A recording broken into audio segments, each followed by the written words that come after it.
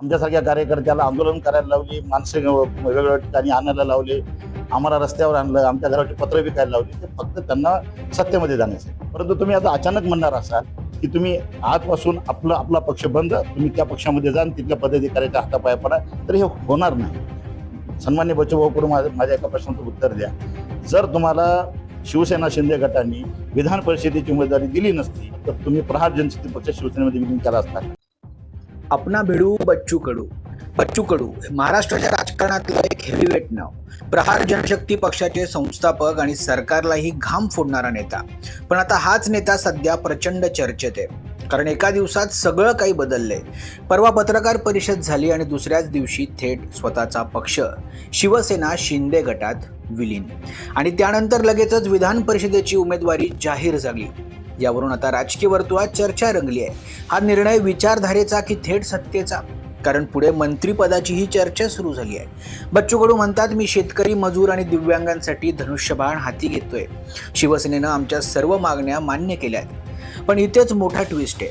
स्वतःचा पक्ष विलीन करताना पदाधिकारी आणि कार्यकर्त्यांना विश्वासात घेतलं गेलंच नाही असा आरोप होतोय, आणि त्यामुळेच कार्यकर्त्यांचा संताप उफाळून आलाय. काही कार्यकर्ते थेट म्हणतायत, मंत्रिपदासाठी आमचा वापर केला गेला. आजपर्यंत उभा केलेला पक्ष फक्त सत्तेसाठी यांनी विकलाय. आम्ही घराची पत्रे विकले, पण यांनी पक्षच विकला. आम्ही शिंदे गटात जाणार नाही, असंही कार्यकर्ते ठणकावून सांगतायत. हे पक्ष सन्मान्य बच्चूभाऊ कडू जर या पक्षाचे अध्यक्ष असतील तर हा पक्ष मोठा करण्यासाठी, नाव रूपाला आणण्यासाठी अनेक हजारो लाखो कार्यकर्त्यांनी स्वतःचं रक्ताचं पाणी केलेलं आहे आणि परिश्रम घेतलेला आहे. अशा परिस्थितीमध्ये कार्यकर्त्याला वाऱ्यावर सोडून जो निर्णय घेतला तो अत्यंत वेदनादायी आहे. प्रत्येक जिल्हा प्रमुखांनी, तालुका प्रमुखांनी, पक्षाच्या प्रत्येक कार्यकर्त्यांनी हा निर्णय टीव्हीवरतीच पाहिलाय. कुठल्याही जिल्हा प्रमुखाला किंवा पदाधिकाऱ्याला सन्मान्य बच्चूभाऊंनी फोन केला नाही, विचारणा केली नाही आणि सांगितलं देखील नाही. जे शेतकरी, शेतमजुरांचे जे काही आंदोलन उभे केली होती, आमच्यासारख्या कार्यकर्त्यावर केसेस दाखल झाले, आमच्यासारख्या कार्यकर्त्याला आंदोलन करायला लावली, माणसं वेगवेगळ्या ठिकाणी आणायला लावले, आम्हाला रस्त्यावर आणलं, आमच्या घराची पत्र विकायला लावली. ते फक्त त्यांना सत्तेमध्ये जाण्यासाठी. आणि काल ते एका बोलता बोलता म्हणले की ज्या कार्यकर्त्याला मान सन्मान लागतो तो माझा कार्यकर्ता होऊ शकत नाही. सन्मान्य बच्चूभाऊ कडू माझ्या एका प्रश्नाचं उत्तर द्या.